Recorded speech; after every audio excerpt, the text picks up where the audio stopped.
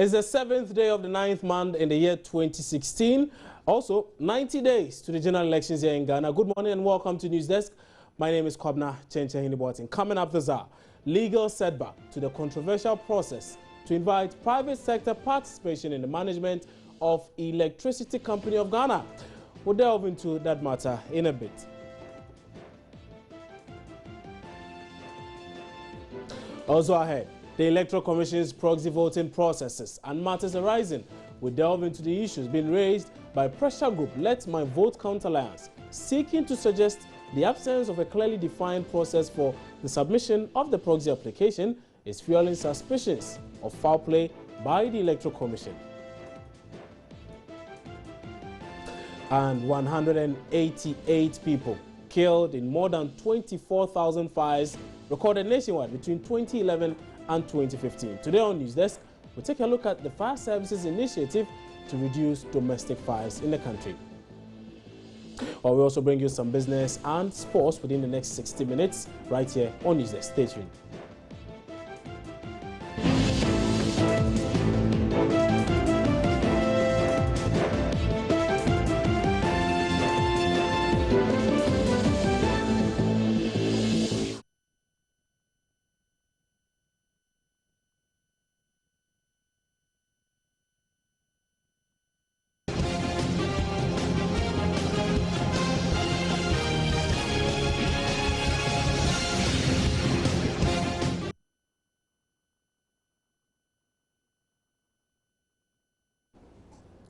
And in some 90 days to elections, like I mentioned earlier, remember, this is your election headquarters. This is where you get the most comprehensive coverage of all election-related issues. Remember, you can join us via television, via radio, online, as well as via mobile. And indeed, we'll be bringing you a lot more comprehensive coverage of all activities in the build-up to the 2016 polls, with just 90 days for Ghanaians to exercise their franchise. We'll bring you a lot more of this in subsequent bulletins right here on your election headquarters, your Joy Nation on Multi TV. Remember, this bulletin is available on your DSTV channel 421, as well as your Go TV channel 144, and also available on your Multi TV Digibox.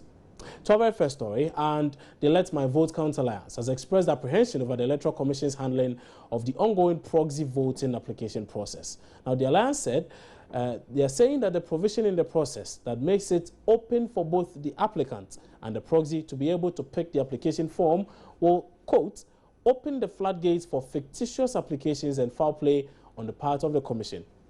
The group, among other reasons, cites the absence of a clearly defined process for the submission of the proxy application, coupled with the apparent secrecy surrounding the entire process, a situation they're saying is fueling suspicions of foul play by the Electoral Commission. Now, let's first hear from spokesperson for the group, Ibrahim Ejay, who has been speaking to my colleague, Benis Abubeidu. The EC are saying that not only the applicant, you who wants to nominate a proxy, but they've opened it out to everybody. That if you want to be a proxy for somebody, you can go pick up a form. I've never heard of a decision whereby you want to go to university and the university will say that right now everybody can come. There's a process. You want to apply so that we can check you before we award you that space at our university. Okay, but you know, you also talk about the fact that the process is shrouded in secrecy. Could it be, and we're going to get a response from the EC about this issue, could it be that the forms are such that even if I am your proxy and I pick that form on your behalf, the process is always to check that you indeed nominate me as your proxy. If that is what the case is, then really, no, there is a problem, Bernice, and the problem is this. When you open it out to everybody to apply to be a proxy, now, what's to say that I can't go to different districts and do what? And get as many forms as possible? Because that process is now open to everybody, legally, quote unquote, in inverted commas. And the problem is this.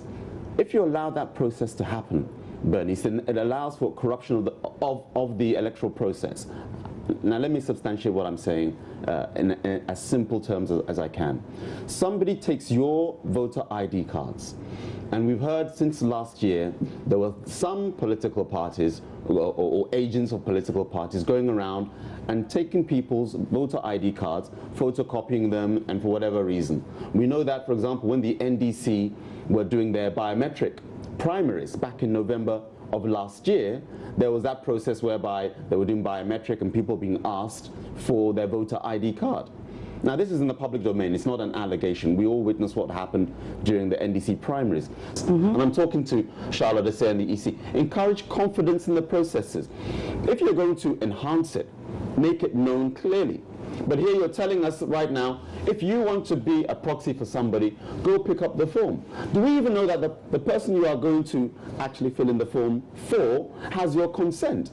Is it not better to let the applicant actually go through that process? And that's what I'm saying. Once we don't know the processes, we don't have to be presumptuous about it. But what exactly do you suggest the EC to do? We have barely 3 months to vote, and now you raise this case of how they're going about the proxy voting system. How do you want them to do it? What do you suggest they do it? What we suggest for the EC to do is this. They should in fact stick to the time frame that was given. The 42 days. Well, I'll come to that in a minute. The 42 days says that not less than. So it could be any time. I understand. Any time before 42 days to the election. I say that just to make the point, because I believe the EC will make a statement today. We've passed the Rubicon. So I'm saying that because the thing's already in vogue or in place, but to make the point about how we should go about it. Secondly, only applicants should be allowed to pick up the forms. Only the applicant should be allowed to pick up the form, whereby the local EC office at the district level can verify, Bernice, the person and the intent and the integrity for which they are giving that form. That way we can track the process more professionally. Now, if somebody says to me, oh, but the person is in a wheelchair, Ibrahim J, and they can't, but if they're in a wheelchair, how did they go and register in the first place?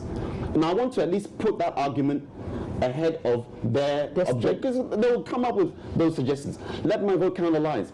Do you want to disenfranchise people who cannot walk, who are paraplegic? Then I'll say, if they're paraplegic, how is it that they registered in the first place? How did they get up, or did you go and take the biometric verification readers to their homes? So I just wanted to preempt such a fallacious counter by the EC. Allow the applicant to go pick up the form, then nominate a proxy, and someone who's eligible as well. And by doing so, and then all the other political parties, again, can be privy to the process, in the sense that every polling station where a proxy has been nominated, make all the political parties and other stakeholders, such as the media. Why not? I mean, a polling station electoral list is not a state secret. It's something that Joy FM, Joy News can have access to for the process of integrity. So when political parties or their agents at the polling station level can look at who is a proxy, on average, Bernice, on average, every polling station, come December 7th, has 482 people per polling station. I know some are more, some are 900, 1,000, but on average, it's 482 people. There, at the polling station level, the electorate and political parties can also have a list of the 482 who are proxies. And who are their proxies? I mean, this is data that should be freely given on software, not hardware, so that political parties and their agents can then print it at their polling station level and then monitor the process. That at my polling station, and I'm landing here, my polling station has 5 people who have nominated proxies. In any case, we should not have more than, at that polling station, 482 people voting on that day. So that's Ibrahim Ejay, his spokesperson for the group Let My Vote Count Alliance. But are there any merits to these complaints the group is raising? Let's try and get an understanding of what really the situation is. Joining me on phone now is Mr. John Lavey, who is with the Coalition of Domestic Election Observers. He joins us on phone with some brief thoughts on this, and then we can bring you some reactions from the Electoral Commission and the other relevant stakeholders as well. Mr. Lavey, good morning. Many thanks for joining us on News Desk, sir. Yes, good morning. Right. It's interesting listening to all these concerns, doubts about the process, especially especially the voting by proxy process. I think their concern is genuine. Why not? When you are voting by proxy, it is not you, the proxy, who needs to vote by proxy. It is the applicant, the voter, who chooses you as a proxy. So what I'm learning now looks like people go and apply on behalf of the applicant, of the voter. I don't think the rules have specified that, because that is be open to abuse. For example, if somebody knows that the proxy has traveled, the applicant has traveled, or even dead, but can lay hands on his voter card and all that, it's possible for such a person to go and say they are applying on his behalf and then vote for him. And if you vote for him, who knows that you are voting his own preference? So I also get concerned about this. If that's what the Electoral Commission is doing, I think the Electoral Commission should come back and answer this. It can be open to abuse. Political parties, for example, can say, well, in this village, these people have traveled. They are not there, so let's go and apply. But their cards, you can get their cards from their wife. Let's go and collect their cards and go and apply for this. So these things can be troubling. It's quite troubling as far as that. From where you said, what would you love to see the Electoral Commission do particularly? Exactly what do you want them to do to ensure that... What I want them to do is to answer the questions as to how can you ascertain the identity of the applicant. Well, they speak of a biometric verification process that is going to happen. The biometric verification process has to be done with the person's thumb on the machine. Indeed. If the person has traveled or is in hospital, are we taking the machinery, the kit to the hospital to get that verification? So it looks a little bit difficult for me. So I'm waiting for somebody to explain to me if you are going to ignore the biometric verification and just take the picture on the register and the picture on the voter's card. But the verification has become part of the process. The verification cannot be done from a distance. You have to go to the machine and do it. So how are they going to do that? So from where you sit, and you being a part of those who usually observe elections, the conduct of elections in the country, you are very confident that this system is prone to abuse and will most likely be abused by these politicians. Yes, it could be abused. It could be abused. So if as I'm talking, if I'm to put it down officially, it will be one of the complaints as a Kodi observer I'll raise with the Electoral Commission. Okay. Yes. All right. Okay, Mr. Lavi, many thanks for your time on News Desk this morning. And John Lavi is with the Coalition of Domestic Election Observers. And, well, for them, they believe that this very issue is likely to bring about a lot more concerns with the entire electoral process. So they believe the system is too open and it gives room for people to manipulate the system. We'll be getting some responses, particularly from the Electoral Commission of Ghana, and they would most likely react to some of these questions. But even before we do that, let's talk about something else that is happening. It has to do with the seeming privatization or the concessionary arrangement between governments and the private concessionaire to manage the affairs of the Electricity Company of Ghana. Now, there's been a setback to the controversial process to invite private sector participation in the management of Electricity Company of Ghana, as government and other organizations involved in the concession arrangements are sued. A member of the Coalition Against the Privatization of ECG, Saka Salia, is demanding a halt to the process, citing breaches to existing laws. With me in studio this morning is that very gentleman who has filed a writ in court, and he's going to tell us give us a lot more reasons as to why he's embarking on this action. Saka Salia, good morning. Many thanks for joining us. Good morning. Good to see you once again. Yeah, thank you very much. So this is what you have chosen to do, to embark on a legal path to get the should I say MEDA? Yes, the Millennium Development Authority, to embark on what you have described as the right path, to chart the right path. What are you seeking in this rate? Yeah, thank you very much. First of all, we have seen a lot of bodies, agitating against the sale and all other things. I including my group, decided that we have to go deep into this particular transaction to find out whether or not it will be in the best interest of this country. When we started our investigation, it was becoming interesting as we go on. And eventually we uncovered fraud perpetuated by MIDA and IFC. Fraud? On the people. Yeah, Did fraud. you say fraud? Yeah, fraud. I mean, criminality perpetuated by this MIDA. You know, MIDA in this context is the lead agent that is leading the transaction in order that we give the concession to a concessionaire. So that if the lead agent himself is indulged in corrupt activities, then it means that the confidence into the future is completely out. And we also know that fraud vitiates even a contract. You get a point. So the reason why we have taken this thing to court is that the major one is the fraud case, where MIDA, that is Millennium Development Authority, in conjunction with IFC is IFC is a transaction advisors. IFC and MIDA actually usurp the powers of PURC. We all know, I mean, PURC drive their powers from a constitutional instrument, Act of Parliament, Act 538, 1987. And that act, there is a clear violation of Section 3 and Section 16. I mean, PURC is the only body mandated by that act to give, you know, levels of charges, to give guidelines and all that. But as part of the arrangement of the MCC and government of Ghana, the Millennium Challenge Compact, the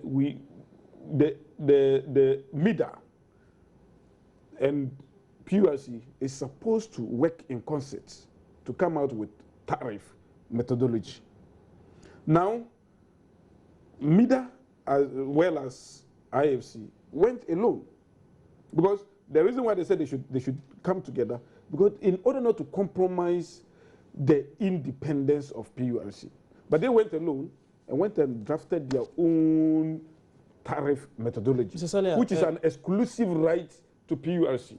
And then they see what makes it fraud is that as they went alone, they came out and said that they did that in concert with PURC, when PURC did not know anything about it. Secretary Salia, sorry I need to come in here, That's but one. you speak of tariffs. Yes. As far as this very arrangement is concerned, so far we've not gone to that stage where we even begin to speak of tariffs. Oh, we've gone It has to do with the ceding of management of the company to a private concessionaire. Yes. Obviously, Yeah. to get him to manage the affairs. We've been there. We've been to tariffs. You see, before you entice a concessionaire to come and take over the company, you have to allay all fears. Let them know what's Let them know that what when you come, you won't get lost. You won't run. So are you by this suggesting that should this deal go through, the PURC would not have any impact or any stake in this whatsoever, as in they may not be in a position to even regulate prices? Exactly, because they are the only body mandated to do so. But these people have come in and they have gone to, you know, impersonate PURC. They have done something and then they turn around and say that it is PURC that had done it. You know, to the chagrin of all, even to the PURC themselves, they are surprised that something they have no knowledge about has been attributed to them. And the PURC told you this? There is a document to that effect. That they were unaware of the activities of seeking to paint and not only that, yeah, exactly. PURC have written a letter to that effect. Not only that, they've impersonated Energy Commission too. Energy Commission is a body mandated to give licenses. You get a point, to energy resources and people who engage in that sector. They've gone to impersonate Energy Commission, even with Energy Commission logo. Are there no representatives of these institutions you speak Never. of on the committee that has been working on this? Never. Never. These people go and sit alone and do their own tariff methodology and everything and documents, and then emboss the document with Energy Commission logo, purporting that the document is coming from Energy Commission, when Energy Commission itself does not know anything about what these people are doing. So we have uncovered all these things. Why do you not report these issues to the police? If it's that fraudulent, you obviously need to report to the police. We have done a press conference on it. You see? A press conference? Yes, I've come on. We've done a press conference on it. We've written to PURC. What were you seeking to achieve with that press conference? Yeah, I mean, we want to bring it to the fore that this is what is being perpetrated. Would it not be more prudent to send it to the police? Yeah, come on. There are so many avenues to achieve the same end. I'm saying that we have even informed the PURC that your powers has been usurped, your Energy Commission, your logo has been stolen by somebody, and this document, we want you to respond to us, whether you are aware of it or not. Have they responded to you? They have not responded to us. It could probably mean you are on a totally wrong path, a totally different path. They probably see no merit in the issues. That's the reason why they have to go to court and answer questions. If Energy Commission can all of a sudden become law unto itself, allow people to flout the law with impunity, and then you sit down unconcerned, even though your attention has been drawn to it. That is it. You see, before you go to court, you have to take certain steps, so that when you get to court and they ask you, when you realize this wrong, what step did you take? Did you report to the police? I'm saying that we have done so many. Have you reported listen to the me. police? We the police is the police is the constitutionally mandated the press conference to address such issues of fraud. The press conference is part of reporting to the police. So but the police also listen to So news. you expected the police to hear your complaints? Not only the police, media, everybody, including even the military, everybody should hear what we are saying. So the police heard it, and everybody was called to equations. Have they contacted you since? Pardon? Has the police or any other security apparatus contacted you since? No police person contacted us. That is the reason why we are going to court. Okay. When you get to court, okay, it's because even if the police come in, it will eventually get to court. Okay. So we decided to go to court direct. I'm looking at your rates. Yes. And I need to know exactly what it is you are seeking. Yes. I see quite a number of them here. I just need you to run us through them, a summary of that anyway. Yes. What you are seeking in this. Yes, you've tried to give us an idea of what it is you're seeking, but specifically, what do you want? You want the court to what? Annul the transaction so far? Exactly. We want the court to annul, because if like you read them one by one, viewers would have appreciated it. But the reason is that if somebody used a forged document to transact a business, the transaction is null and void. The transaction is null and void. And to the extent that that forged document is still in the system, the transaction should not be allowed to stand. Okay, so let me read to our viewers just a few of the rates of the reliefs they are seeking. And one, it says a declaration that the complaint conduct of the second defendant and its said advisor or consultants in authoring and or circulating the said draft tariff. The said draft tariff methodology is improper and offence Act 538, particularly Section 3 and Section 16. It also says a declaration that the PURC is the body with exclusive mandates by law to provide guidelines for determining tariffs and levels of tariffs, and doing so in the manner prescribed by Act 538. But no one is challenging that. Yeah, so but the singular act of MIDA and IFC, they're challenging that because they violated it. And then the third one here says a declaration that the said electricity distribution and sale license is a forgery and an act in fraud, particularly as its authors and or circulators use the logo of the four defendants. That's the Energy Commission. Without prior knowledge and permission of the fourth defendant. So should you go to court? Okay, and there are quite a number of other reliefs they are seeking, quite a number of them. I may not be able to necessarily go through all of them. But as we wrap up on this, I just need to know, should you go to court and all these persons you cite here, particularly Energy Commission and PURC, come to the fore and suggest that, well, yeah, we were consulted. They just didn't know, but we were consulted. What happens? That they were consulted? Yes.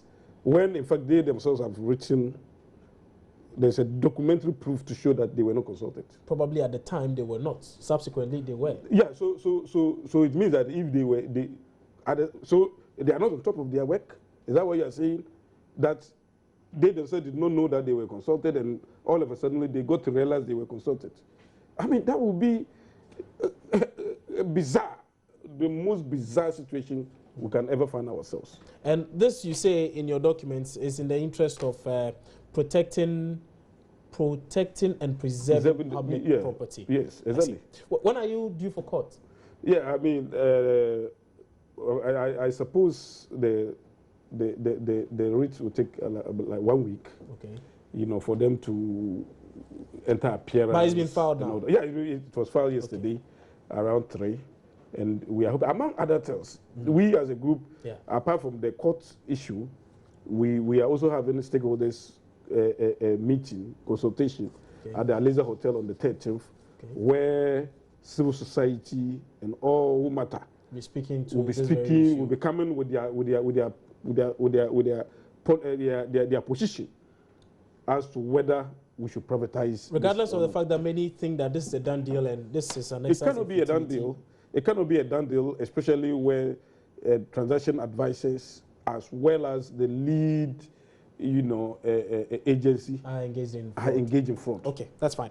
Sakasalia, many thanks for your time on News Desk. And Sakasalia is that very gentleman who has filed a writ in court seeking to halt that very process that may cede part of the electricity company of Ghana to a private concessionaire, to necessarily cede the management of the company to a private concessionaire for the next 25 years. Well, they say that the Millennium Development Authority and other stakeholders involved in this whole process, well, they have been involved in some pretty fraudulent activities, and by this writ, they are seeking to right the wrongs. You're watching News Desk here on the Journey Channel on Multi TV. We're taking a break. When we come back, we'll tell you some more about some initiatives by the Ghana National Fire Service to step up efforts to rid the country of domestic fires. Stay tuned.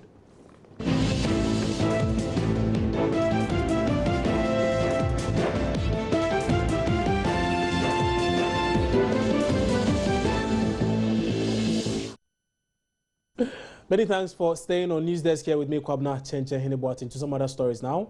And the Ghana National Fire Service has described as alarming the rate of domestic fires recorded between 2011 and 2015. Now, out of 24,500 fires recorded nationwide, 10,051 exactly, representing 41% were domestic. Domestic fires within the period, we are also told, killed about 188 people with 267 injuries.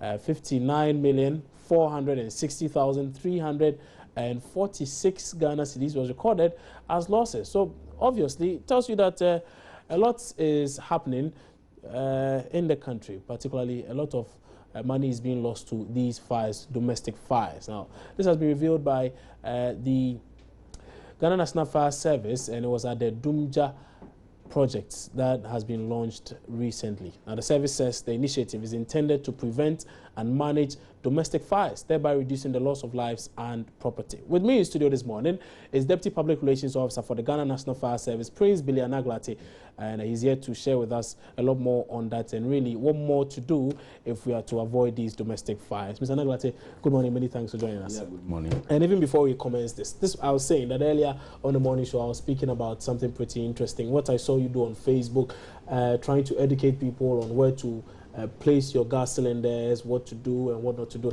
And I must say, it's a very, very commendable act. Congratulations. Thank you. I'm grateful. Right. So maybe you could just tell us a bit about that, and then we could try and link that to this Dumja project of yours. Well, actually, looking at the scene situation, what I know that a lot of people use this, media, social media. Yes, exactly. I just decided to use the social media to educate people. We are doing as a service to ensure that we get to every segment of society, but it appears it's been very difficult. So looking at how people are, using the social media, I think the best I should do to complement what the service is also doing is to ensure that any program, that is related to fire in any of the media houses, when I have access to the studio, the visual, then I'll just push it to social media. So what I put in there was just on the home fires, what people should do specifically using gas. If you look at gas form the biggest life, if you say fires, you know, general fires, gas fires, whether with fire or no fire, people die out of that. Because if you have gas leakage in your home, whether you have fire or not, people inhale it and they suffer from asphyxiation. That has caused a lot of death. And even with fire, several people die in gas fire. So I thought it wise to use a system to educate people on how safely they can use gas. And for those of you who have probably not seen the video, that's what is playing on your screens right now. You can see the Deputy Public Relations Officer of the Ghana National Fire Service, Mr. Billy Anaglati, educating us on really the processes to follow, what to do and what not to do as far as protecting yourselves against fire is concerned. Okay, so that has to do with that very issue. But let's speak of the Dumja project.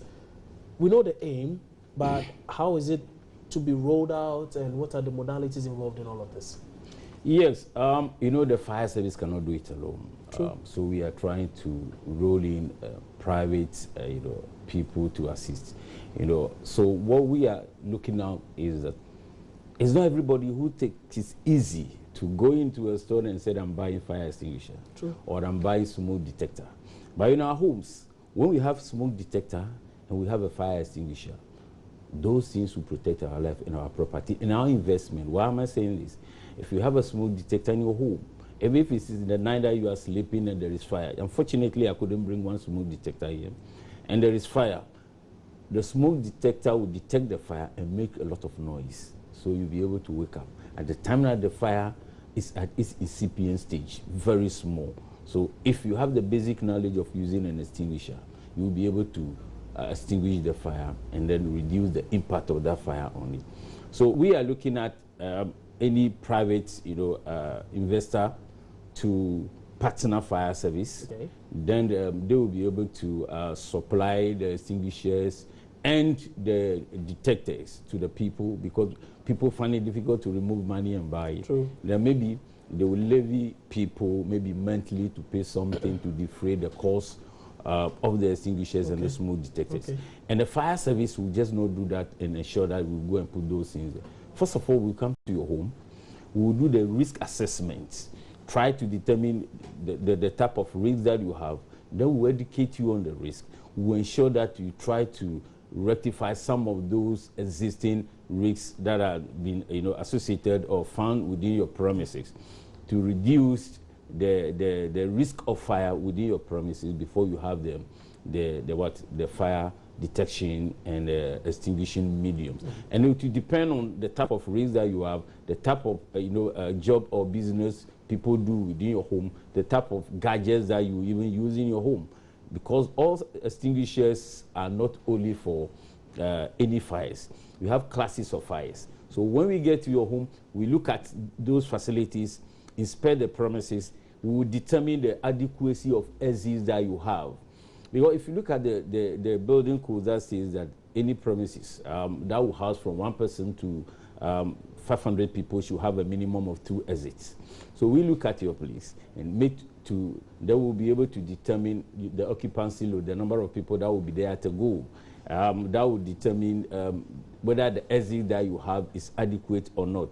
Because many a times fires occur, people have seen the fire and they want to get out, but because they do not have adequate exits. So some of them have only 1 exit, and when the fire is close to that exit, then people cannot have access to an alternative exit where they can get out of the premises. These are some of the things that we'll look out. Then we'll let you understand that if you don't have adequate exit, then you should be able to create one. We'll be able to determine where you can have additional exits. Fantastic idea, but how about the partners? How has the feedback been so far? Are people willing to partner you in this? Yes, exactly. For now, we have few, private investors that are willing to partner the fire service. We had several meetings with them, and we know that we are on course, because if you look at what we are saying, even yesterday we had a stakeholders meeting at Coconut Grove Hotel. And if you listen to those that attended, those other stakeholders that were at the program, their impression alone shows that everybody is willing to get involved in trying to ensure that we are able to prevent fires in our home. If you look at our statistics, every year home fires from either 41 to 42% of the total fire outbreaks that we have. And if you look at people that die in these fires, many of those people who have been living if they were to have either early detection and warning system or extinguishers that they have basic knowledge to use. But because they do not have it. So if now we are rolling in that thing, the concept, I believe everybody need to join and accept and appreciate the importance. I see you came with you quite a number of things. I see two of them here. This is an extinguisher, right? Exactly. And this just looks like the normal, how do we call that? The regulator yes, on the gas cylinder. You are right. What's different? What's special about it? Yes, many of the fires that occur in our homes, it is by gas leakage. I stated it here earlier that when you have gas leak in your home, because the gas is 1.5 times heavier than air, and it has an expansion rate of 250 times. So when it leaks in your home, whether you have, it is with fire or no fire, people suffer from asphyxiation and it results to death. This regulator, yes, it looks like any other ordinary regulator, but this one also have a gauge that will be able to tell you if the gas is getting finished. Like people would like to determine whether the gas is getting finished, they go into vigorously shake the cylinder. It's also dangerous for you shaking the cylinder because it's already under pressure. If you are putting more pressure, that will also result to a distraction, or an explosion that might even cause death. The most important aspect of this regulator is about its detecting any leakage on your gas installation and cutting the supply of gas. So it will detect the leakage and it will cut the supply of gas. So even if the leakage is on the cooker, where maybe the hose, the tip of the hose joined to the cooker is leaking, this regulator will detect it and it will cut the supply of the gas to that. So until you are able to repair that, you can't use it because the gas will not flow through that place. So any of the installation on the gas, if there is any leakage, it detects the gas leakage and the total shut off the gas automatically to ensure that you don't have gas leakage in your room. So this is the way to go, obviously. But how is the Ghana National Fire Service going to ensure that people now come to terms with some of these things and then they begin to use them? For instance, is this even on the market? Can I just walk anywhere and get some? Yeah, well, you can't walk anywhere and get it. And I know it is a new thing that have been introduced to the market. Okay. Yeah, that is why some of this education is important for people to know. Very much so. Yes, unfortunately, fire service do not sell these things, and it is people who import it into the country, they sell it. But I think what it is that we need to do the education, let people know the importance of this. Unfortunately, people always want to equate cost to life. So how much is this? I'm surprised, but this thing I know is ranging from 150 to 200. Okay, but compared to your life, yes, and your investment and your property, just imagine. If you have this, there is no way you have gas fires in your home through leakage. So I believe that we don't have to look at the cost and find it difficult in getting all this. And if you look at the extinguishers as well, yes, we have this for homes. No, this one is for cars. For a car, okay. Unfortunately, if you ever pass through the motorway, every day there are cars that are getting bent there. But when it happens, people are relying on sand, which will not help you. If you have an extinguisher in your home, that is serviceable. If you look at this one, you realize the gauge is on green. It's on green, yes. Meaning that it is being serviced. There is a servicing tag on it to give you the next servicing dates. So you need to have an extinguisher in your home. When you have an extinguisher in your home, it should be conspicuously displayed. Then, why am I saying it should be conspicuously displayed? Is because any visitor is a potential firefighter in your home. He might be the person that might even detect the fire. So quickly, he sees where the extinguisher, he picks it and fires the fire. The extinguishers have a basic procedure to use it. The operating system is very easy. This is a safety pin. This safety pin is trying to prevent an accidental operation if somebody is carrying it. So you only pull it. This is just a seal. If I pull this quickly, the seal will break and I'll remove the pin. This one is the trigger. This is the handle. So you hold the extinguisher this way. So when you hold the extinguisher this way and then there is fire, you get close to the fire, pull this one out, then it's ready to be used. So when you pick it, you only press the top. When you press the top, you target the seat of the fire. The seat of the fire? Not the flame. Okay.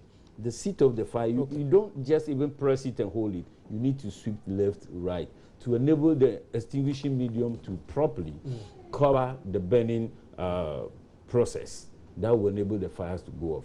We are only saying that every home should do everything possible to have an extinguisher in their home. Right. Even if you have a fire station close to your house, you still need you still need it, because you, at the time that you see the fire, quickly you can use this. Yeah. Because when there is a fire initiated in your home, within 4 minutes, if you are not able to control it and extinguish, the next 1 minute is enough for the whole premises to be engulfed. Prince Bilianaglate is Deputy Public Relations Officer for the Ghana National Fire Service. He's been our guest on News Desk this morning, and I must say thank you very much for your time, and congratulations once again for that initiative. Thank you. We are really grateful. And he's been taking us through really many of the processes we need to undertake if we are really serious about fighting domestic fires in our homes. You're watching News Desk here on your Journey channel on Multi TV.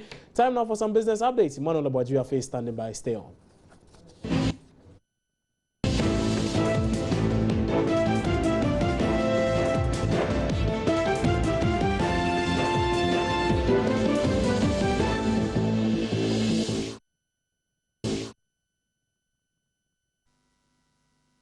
And I need to remind you once more that it's 90 days to the general elections right here in Ghana, and in exactly 90 days and in some 13 weeks, Ghanaians will be heading to the polls to exercise their franchise. Remember, this is your election headquarters. This is where you get the most comprehensive coverage of all election-related content right here in Ghana. You can follow us on our various social media platforms, our various social media handles, Facebook, Twitter, Instagram is Joy News on TV, and you could as well follow the discourse with the hashtag ElectionHQ. Also, remember, you can join us on television, on radio, and online, as well as via mobile. My name is Kwabna Chencheni Boating. Remember, for more news, log on to www.myjoyonline.com.